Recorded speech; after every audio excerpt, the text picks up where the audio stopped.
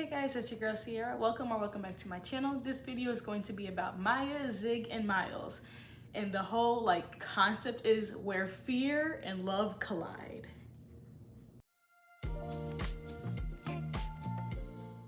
So just starting off, I'm just gonna introduce the characters, obviously, with just a little information like I have been doing for the past few videos. But anyway, who is Maya? Maya Matlin is Katie's little sister, and she's a musical prodigy. She and Zig both get introduced in season 11. Zig Novak is the new guy. He is Tori's ex-boyfriend at the time, but then turned back together boyfriend. And his mom owns a corner store. So essentially he's like the poor kid of the core group, I guess. And then we get Miles Hollingsworth. He is introduced season 13. He is the rich new kid along with his two siblings, Frankie and my God, Hunter. I almost forgot just that fast. But those are the characters for this situation. But there's a character that really has such an impact when it comes to this love triangle situation thing going on. And that is none other than Campbell Saunders. So that's going to be our first topic. So we have talking about Campbell, the ghost of the past. We're going to talk about next class, the summer that turned complicated. You see how I did a little spin off of the summer that I turned pretty. Anyway, I thought it was funny. Next class, what else? The end of next class and lessons we learned. We try to do every video where we end off with lessons learned. Because obviously with each character in each journey, we learn something new. We learn something different. It's Campbell Saunders. Cam dates Maya in season 12, and he suffers with a lot of mental health issues. He is our Eli in the situation. And then even then later on, we do get more of Eli. That's a whole separate video. But some notes that I have down for Cam is that pretty much he suffered with depression, possibly anxiety. He seemed to have, I think he had a panic attack in the locker room, and also in the classroom when Mike Dallas was yelling at him. So I feel like there was a lot of anxiety attached to, so I wouldn't say like anxiety disorder, but there was a lot of anxiety that Cam felt when it came to a lot of pressure from everyone around him. And I was really looking at my notes from abnormal psychology because I absolutely love that class. I kept my notebook. And in some type of situations, it kind of seems like he has some social phobia as well. Not necessarily like exactly like to be diagnosed, but some aspects of it. It could be because of the fact that he has moved away from home. He doesn't know these people. He's used to his team. Even his team is very much rambunctious and over the top, while Cam is really reserved. So there's some discrepancies and difficulties when it comes to actually communicating with his team, being friends on that level, and it doesn't seem like he feels comfortable to open up in that way when it comes to them, because it feels like for Cam it's very much like, yes, he loves hockey, but it feels very much like a job. And you know how jobs are. We go to work, we do what we gotta do, and we go home. But for Cam, he can't go home. And the home that he's in is not his home. It's people who are just taking him in while he's at Degrassi for like the semester term, whatever it was. But really like diving into Cam as a character, I feel like we really need to get more into him because he is such a crucial part of the Miles and Zig story, because it's so much so of everything that Maya had experienced with him and from him that led to where she ends up at the end of next class. So diving a little bit more into Cam, I took like the biopsychological approach, and psychologically he suffered with a lot of self-esteem issues, self-doubt, a lot of insecurities. We don't know anything about the biological part because we don't get introduced to his parents. But there is a lot of social pressure from the team through Dallas struggling to date Maya while also being a top player, because he is literally he's like the MVP of the hockey team. So there's always like a lot of cameras flashing in his face after the end of the game, and he starts to have an anxiety attack. Like, you can actually see like all the building blocks of what made Cam do what he did. I'm not gonna say it, obviously. But I feel like I tied that into the diathesis model, which Cam pretty much had a lot of high levels of triggers, especially socially. He was very vulnerable psychologically because he felt alone, the low self-esteem, the self-doubt, a lot of insecurities, which could have led to a future diagnosis if he had lived. I know you're probably like, damn girl, that's a lot of like technical terms and shit. I'm trying to use my degree for something. You know, I gotta use it somehow. So ultimately, leading into Maya's reaction that she had after the incident with Cam, she really blamed him because it was very much so she didn't understand his mental health issues. As she did say in the show, everyone gets sad sometimes. And Cam says, he's like, it's not sometimes, I feel it all the time. And even when it came to dealing with Dallas, he even told Allie what it's like with dealing with Dallas. And not like the complete details, but at least he does share, like, he's always yelling at me. Like, he's always mad at me. And like he kind of feels like everything is always his fault, regardless if it's good or bad. It's always because of him. Fighting to get drafted. The whole team is counting on you, Cam. You. Get your head on, man. And stop crying where everyone can see you. It's embarrassing. What's wrong? Everything. You know, I thought this semester was gonna be better, but I already messed it all up. I'm tired. I just wish I could go to sleep and never wake up. Well, everybody has bad days. Yeah, but all my days are bad. Maya hates me. And Dallas just screamed my head off for being a screw-up. Mike didn't help. He was very aggressive. So Allie was like, you know what? I don't even want him, because how you gonna talk to another kid like that? That's no. So when it came to how Maya handled it after Cam passed on, she was very reactive and very mad towards other people having even remorse towards the situation. Stupid. Cam doesn't deserve a candlelight vigil. He made a choice. It was the wrong one. But us, standing here, feeling sad like this, everyone blaming themselves, feeling guilty, it's no one's fault. Him, but he didn't give me the chance. Cam had so many reasons to stay, but instead, he just checked out. Well, fine. But I'm not lighting any candles. And I won't cry. She even got mad at Tori for crying. She was like, what are you crying for? Like, you couldn't have done anything. Also, you didn't really care about him. You didn't even like him. I mean, she did clock that, but it was like kind of unnecessary, but it is Maya's reaction. And those who grieve, as someone who has grieved several times, we grieve in different ways and we grieve differently for different people. So I can't say the way that Maya grieved was wrong. But she did clock Tori though, but Tori is allowed to feel how she felt. However that may be. Like, maybe she did have like some wave of guilt for something.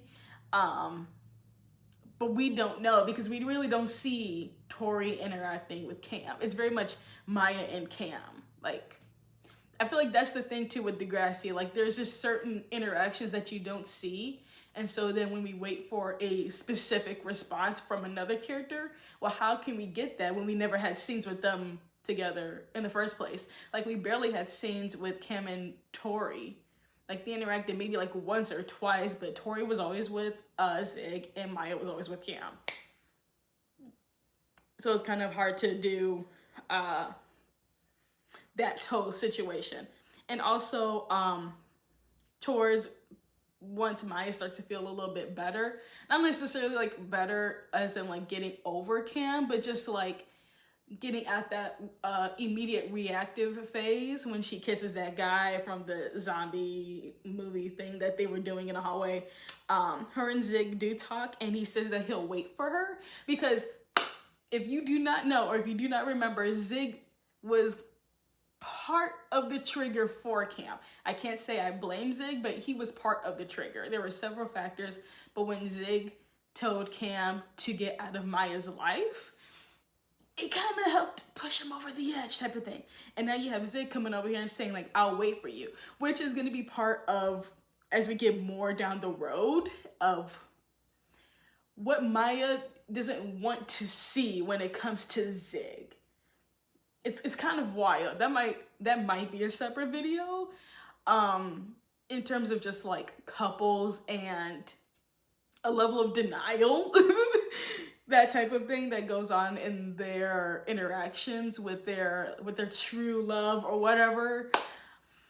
Yeah, let me know in the comments below if that's something that you'd like to see, like couples and characters when it comes to dealing with certain situations and how they react to them. Let me know below. So then moving on to the summer I turned complicated.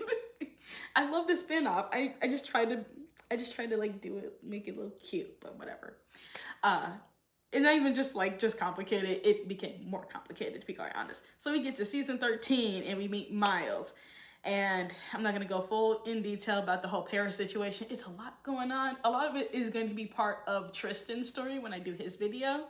So we're gonna like just breeze through this part, which pretty much is they're on the trip to Paris. Maya kind of gets attracted to Miles.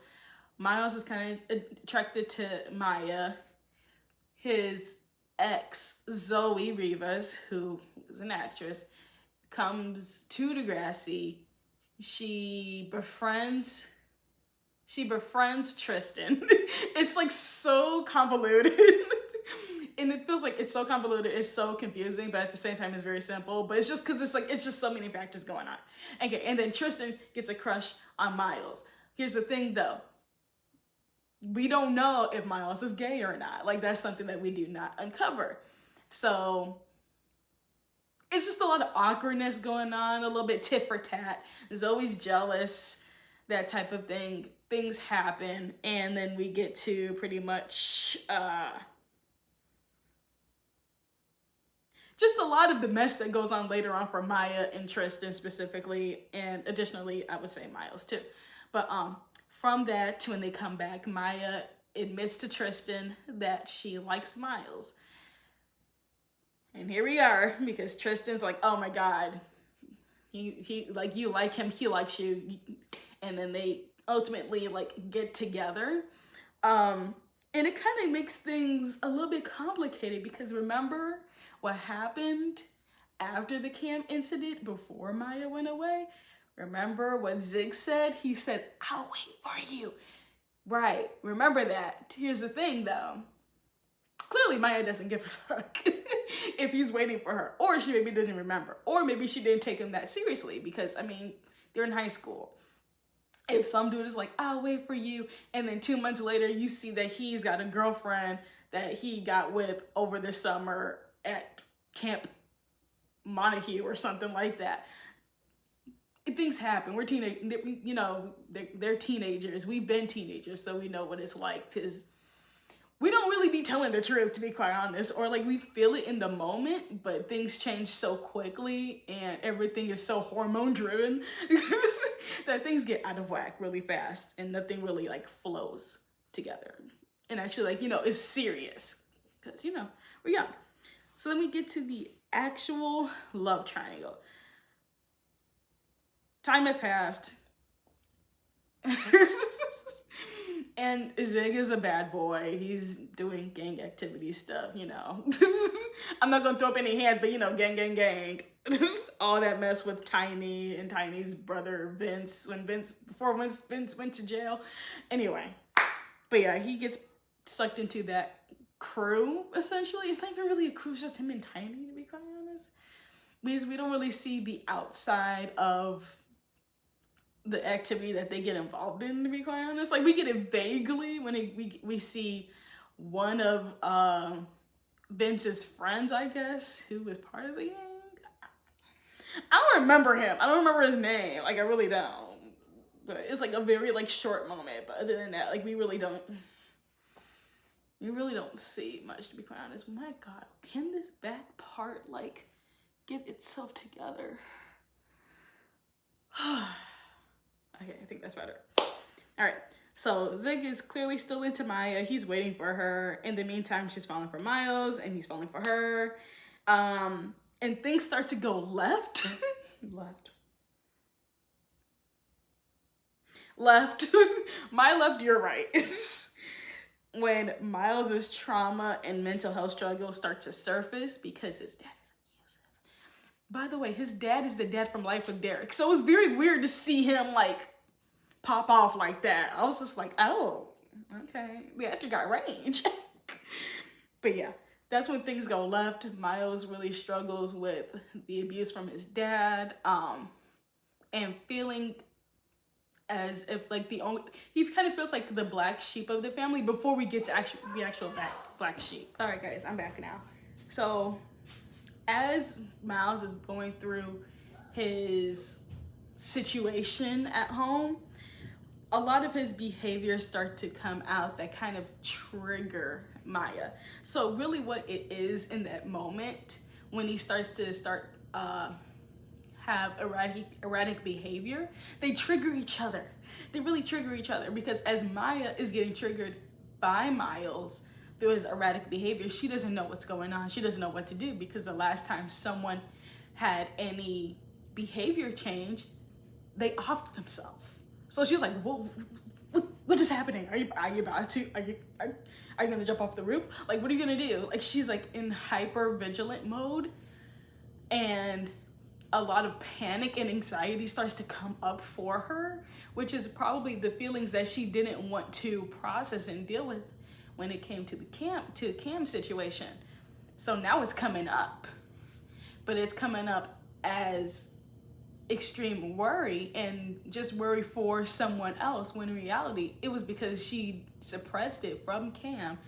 And now that it's coming out for somebody else because someone is triggering those emotions that she did not want to, that she wasn't ready to process. Not even did not want, but she really didn't want to, but she wasn't ready to process them. So he triggered those emotions, but she's also triggering him by being overbearing,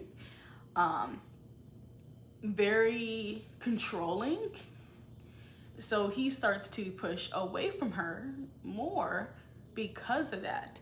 And very much is just a toxic cycle going back and forth. And it's not because of them as individual people and their personality. It has a lot to do with the trauma that they're dealing with, which is why you should try to get therapy prior to putting your trauma and your responses to a trauma onto somebody else. At least try. I'm not saying this is always gonna work out, because some people do end up like still having feelings for other people in the midst of their trauma, or even like during their healing phase. Like, it happens, you know, people fall in love, people fall out of love, but at least try to start the healing process. But Maya wasn't doing that, so they just ended up in the state of triggering each other for a while. And yeah, and the thing is, because the fact that she's doing this with Miles, no one's clocking it, no one's paying attention to the fact that, why is Maya behaving like this? And it's like, oh, maybe because Miles is being very erratic. When was the last time that she felt this strongly for anybody? It's like, well, never, because Cam died. You'd be like, oh. And that's the thing too. Like, I get it, because they're all teenagers. They're not having that that mental process. But still, like, no one clocked it. Y'all let Maya go unchecked for far too long, which is how we ended up with where we ended up. No one was seeing that what she was doing was a response to a trauma that she never really had the time to process. So it's coming out tenfold. It's double now, because now it's two pieces of trauma, because you have Cam's loss and the erratic behavior of him unaliving himself. And then you have Miles, who is clearly going through a lot of stuff at home with his father and his family. And later on, as we find out, he is bipolar too. It's just a lot going on. So you have both different experiences of trauma that literally just like doubled, not even doubled, I feel like it quadrupled, because it's now to that extreme level where even Maya can't even keep up with what she's feeling. She can't process it all. So it's all just bubbling to the top. It's all coming out. So let's move on to next class. So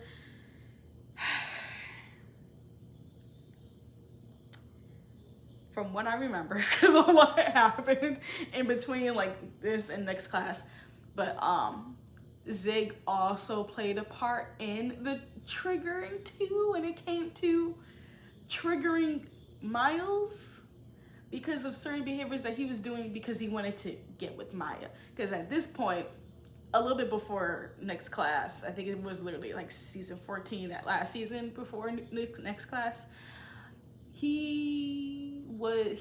Zig had lived with Maya because Maya saw what he was going through and she was like, I need to protect him.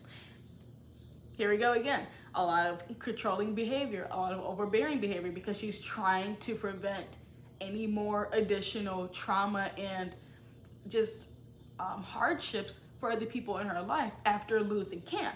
It's just, she's very reactive now and very much like, I need to stop it before it continues. I need to stop it before it continues. I need to stop it before somebody dies. Like I feel like that's literally what Maya is thinking. It's very much, I forget the type of thinking it is. I forgot the term of it, but it's very much, God damn it, I forgot. I have to put it in here if I can remember. But she's very much just so of like trying to, it's very much like the thinking of like, oh, if the world ends. It's kind of like that. I forgot the word. I put it somewhere here if I can remember to put that in there. But that's exactly what Maya is going through. And so while Zig is living with her, Zig is like, I'm gonna try to seduce her, which is not the time. It is not the freaking time to be doing this, Zig. I don't care about your feelings. To be quite honest, Zig isn't one of my favorite characters, but he's also a character that I just, I feel like the way he was written is very, very complicated. I have very mixed emotions when it comes to Zig. And this was one of the moments where it just wasn't the time. It wasn't the time. You're going through your stuff with the gang and being scared. Whatever's going on with Chinese people. Something was going on. I forgot. But you're going through that. Your mom kicked you out of the house. And now you're over here like, I want to get with Maya. Teenagers are so exhausting. So he's like all up in her face, like one of the scenes, I'll have to put it here. Oh. Y'all saw that, right? Y'all saw that? Yeah, Zig was laying it on thick. And Maya was really struggling with that because she still has feelings for Zig. But she's like, this is not the time.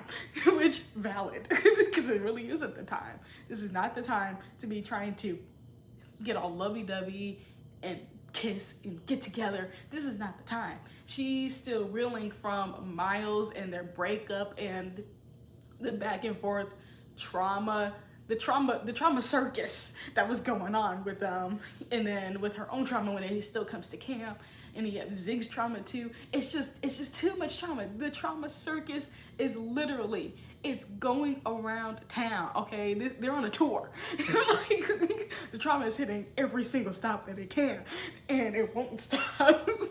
It's like a never-ending tour, I swear for God.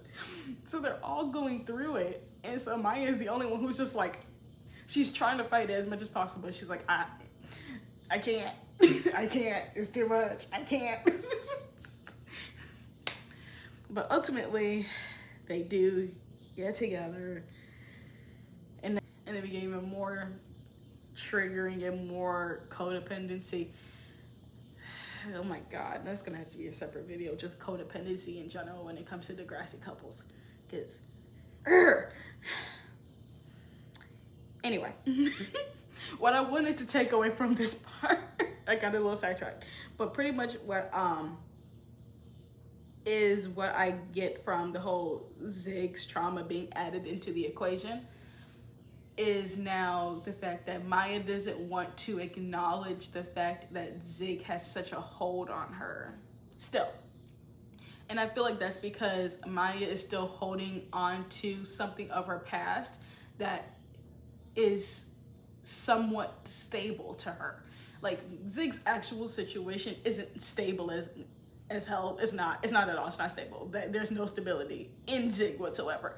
But Zig is a stability for Maya. Walk with me. Because she was friends with Tori, she had Cam, and she had Tristan. Her and Zig were cool. They were trying to hide their feelings for each other. So then you have Tori who moves away. You have Tristan. Her and Tristan are cool. And there was a lot going on, and Tristan was very supportive of her and trying to help her. But now Tristan, I think it was like in season 14, Tristan ended up telling Miles he has feelings for him. And Miles kind of reciprocates. It's a very interesting situation when it comes to Tristan and Miles. It hurts my head sometimes. So then now Maya doesn't really have Tristan the way that she had Tristan before. And Cam's gone. So who's left of the equation from her, like her core friendship from the start of her high school career? It's Zig. So she's trying to save some type of piece of stability, I think, from her freshman year, but it's not working out because everyone is triggering each other. Everyone has so much baggage and so much trauma and so much going on that it's not a healthy environment for any of them. Like, it's really bad for all three of them, and it's just bad. And so we have Zig who wants to be with Maya, so he starts to do certain things to try to get Miles to look crazy. And then you have Maya being like, Miles, why are you doing this? He's like, what do you mean? Zig did it. And then Maya's like, I don't even want to talk about it. Like, she's like, she doesn't want to acknowledge the fact that Zig is not the same Zig that she remembers. And even then, I feel like maybe it's not the fact that Zig is not the same person that he is, but it's not the same situation. Like, they did have feelings for each other, and it was, awkward for them because Zig was with Tori and Maya was with Cam.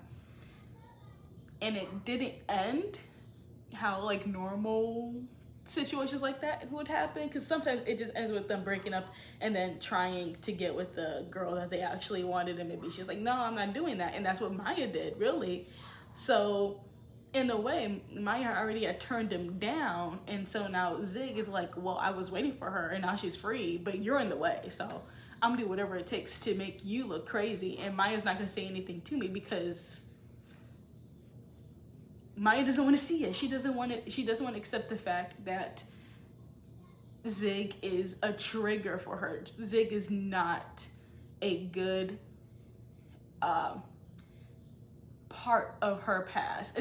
He's not stable. Let's just put it at that. He's just not stable at all.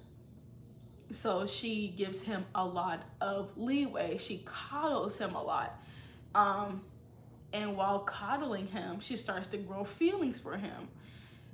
Well, even more, because she already had feelings for him, but she starts to grow even more feelings for him by coddling him and painting Miles as the bad guy, even though Miles is literally just responding to the fact that Zig is triggering him and now Maya's triggering him. So everything just exploded, especially when we lead up to the moment where Zig has the gun and Miles has the gun in Zig's face after Zig and well, not Zig and Tiny, but after Zig pretty much was beating him up in the greenhouse. Like, it's just so much added pressure to the point where things just, it's like an explosion of emotions, an explosion of everything going on for the characters, that it topples over. And Maya's just like, nope, I don't want to see it. She doesn't want to accept it. And so when her and Zig do end up together, more of Zig's, I can't even say desire, because that doesn't feel like it's the right word for it. His need for Maya, it kind of just like takes over his mind, really, because he had been so adamant on getting with Maya. He gets Maya, and now that Maya she's a boss ass bitch. Like, she's writing music. She has a band now with Grace and Jonah. She's doing her thing, and Zig is constantly like on her ass, being like, oh, what about me? What about me? You don't have any time for me. And it's like, dude, first of all, you knew she loved music, but now that you have her, you still don't feel like you have enough of her. And I think that's also because Maya never had enough of herself to give to anybody post camp. Just to be quite honest, she subconsciously, she's still tied to camp. She's still tied to her past. She is still tied to the trauma of it all, that she can't give herself 100% to anyone, really, no matter who it is. And so now that she has her focus on, now that she is with Zig, he still doesn't have her full attention, because it's not just her music, it's because she's not all the way there. If you really like look at it, she's just not there. She's so focused on her music. Like, that's when she gives it her all. And I feel like that's where she kind of puts the blinders on too, is when she focuses on her music, because that's always been her livelihood. So it's like, she put on the blinders to deny herself the truth and reality of Zig, but she has her blinders on when she's on her music. It's just like she's just zeroed in and focused when it comes to her music. And everything that's in her comes out in her music, except for certain things that she hasn't processed yet, which is later on how we get Last Exit. Last Exit. I think there was one other song too, of where we finally get what Maya had been suppressing for so long. So then ultimately, when her relationship with Zig ends because of Zoe, and because of him, both of y'all are at fault. Another reason why I don't like Zoe. Like, y'all can never make me like her. I just can't. I can't like her whatsoever. I just can't. Then we get the bus accident that happens, and so with Maya now, she has no support from anyone, really. She doesn't have her friends anymore. She starts to develop her friendships with Grace and Jonah, but it's purely music based. I feel like her and Grace are a little bit more deeper than her and Jonah, obviously, because she met Grace in the rubber room, and so they probably developed a little bit more of a deeper friendship. But I don't think she's told anyone about the camp of it all. So it's like there's that underlying trauma that she doesn't feel comfortable speaking about yet.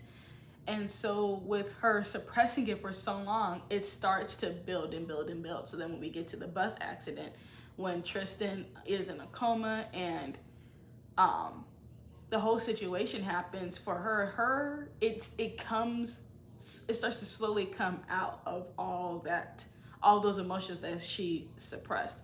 So you start to see Maya become more reserved. She's having trouble writing music. She's just struggling a lot because now Zig is not in her life anymore. He's with Esme.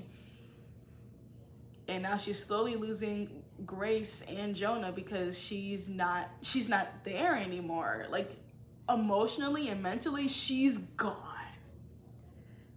Like, she's a ghost. Like, she's not there. And that bus incident really effed her up. It really brought everything out. It brought everything to the surface, because no one died from the bus accident, but it's a lot of trauma, and that additional trauma, I feel like it was like an earthquake, and it just like, it shook and then it broke a piece in Maya for everything to come out. So we start to see her lose herself, and while losing herself, I feel like she couldn't really process it at first, and then everything just started to flow completely out. So even without her saying it, because there is a part where she does mention Cam in a therapy session. It's very briefly, it's very short. I would have loved to have seen it more throughout the season, but at that moment you can see her, it clicks. But while she's in it, she doesn't she's not associating that with like, oh, this is what Cam was going through. So when she finally starts to get on the other side of it, she is able to see like, oh, maybe this is why I acted like this. Like, little bits and pieces. I feel like it's gonna take her a long time to fully recognize that what she suppressed with Cam is what she's feeling. And pretty much it's the fact of, like, obviously you don't know what someone is going through until you go through it yourself. And that's very much so what happened with Maya. And things just escalate for her. But towards the end of next class, when she is out of the hospital after her attempt, she is slowly coming back. She still struggles to write music. She does take some shrooms, and it doesn't work per se. And she does confide in Zig, because Zig is still attached to Maya. Like, he can't let her go, to be quite honest. He needed a distraction from his life, and Esme was his distraction. But Esme had her trauma too, so he was like, oh, whoa, I'm gonna stop you right there, girl. I'm gonna stop you right there. So that was finally his, I feel like that was his mirrored, that was his mirrored situation, his the reflection looking back at him, like, oh, ooh, you got too much trauma. And it's like, yeah, you do too, though. It's kind of like literally just like looking in the mirror of like, oh God, yeah, this is too much. I'm go. But he ends up going back to Maya, essentially. They're like together at the very end, but he pretty much places his worry and care into Maya now. So it's very much so of him, I would say, not suppressing his trauma, but just redirecting his focus to Maya, because now Maya's, everything that had flowed out came out, and he never saw Maya at this level before. So he's like, oh, that's a lot. Let me figure that out. Because he knows these. Anything related to Maya, he's nosy as hell. Like, he can't stay out of her business to save his life, I swear for God. But pretty much that's pretty much their journey, all of them together, just a combination of fear and love and trauma that just it just grew. It grew fast, rapidly. And it's just a lot of trauma going on too as well. So it's like, you can still love somebody and still be mentally ill. It happens all the fucking time. So that fear and that love, especially for Maya, it's a constant cycle that she couldn't get herself out of when it came to Cam. It all really started with Cam, and after that, she couldn't really get herself out the cycle, and she couldn't differentiate between her fear and her love for people, but also knowing where her trauma was coming from and how she was, why she was reacting the way she was, why she was behaving the way that she was too, by being overbearing and controlling. But same thing can be said for Miles too as well. Miles had a lot of fear as well when it comes to just like his family, probably being close to people, because in his mind it's kind of probably like how if you get close to somebody, there's a chance that they could hurt you. So with Miles and Maya, he's getting close to her, and at the same time, while they're getting close, Zig is stirring some shit up, and Maya is ultimately hurting Miles by breaking his heart. So he's like, well, it's pretty, it's like a lot of self-fulfilling prophecy, really, of just them going through this cycle. And then with Zig, his fear of missing out on his chance to be with Maya, he's confusing that fear of missing out on the opportunity with Maya with love for Maya. That's what I think. So he's very much just fighting that, really. He's not able to dissect that and separate, like, I can love her and still be scared for her, but he's so scared, it may scared for her, be scared I'm not gonna be in her life, but he's pushing them together, and it's not a healthy combo, which leads to his cycle of sabotaging anything that she has in her life to keep her emotions onto him, when in reality it's not even really on him, because she's suppressing her own trauma and her own fears. So the love, I would say, overall between all three of them when it comes to their attention towards Maya, it's not fully genuine. It comes from a lot of fear, a lot of reactive just like a lot of reactive behavior, a lot of trauma and turmoil of how everyone impacts each other, really. So it's like, were these relationships valid? I think that's really ultimately the question. Were these relationships really valid in a sense of like them actually like loving each other? And I think you could say they have love for each other, but I don't think that Maya and Zig's relationship was love, and I don't think that Maya and Miles's relationship was love either. They have love for each other, but there's too much trauma in all of their lives, and it really shows that they all have things that they need to process and get through. And I did love seeing Maya and Zig together at the end of next class in the car, but I do not want them to be together. I want y'all to know that.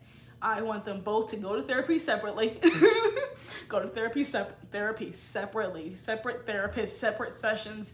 Do not go to therapy together, and do not be together, because y'all trigger each other too damn much. It's too much, and it was a high school relationship too, so it's not going to be, I doubt it will ever be fixed anyway when it comes to their relationship together.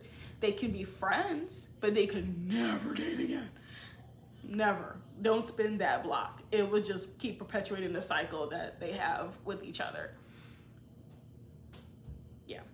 So ultimately, I think that's really the lesson that we learn from this whole situation of just like actually taking the time to process your trauma, try to get therapy as soon as you can, whenever you can afford it, because trust me, I know therapy is expensive.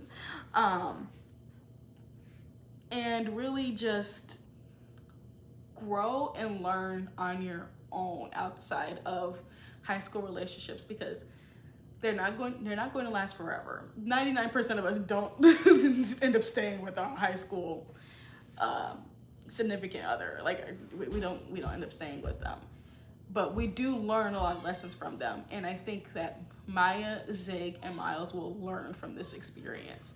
And even Zig and Miles will probably learn from each other too, of what it's like to misplace their love for someone and how it comes out towards the other person and other party involved. So, yeah. Zig is also just, I mean, not Zig, but Miles is gonna be in therapy anyway for some other stuff too, with just his family in general. But yeah, that's all I have for this video. If you like this video, be sure to like it. Please subscribe to the channel. I would also love to talk to y'all in the comments about especially this dynamic, this situation, because when you really narrow it down, this is a mess. So until next time, stay magical.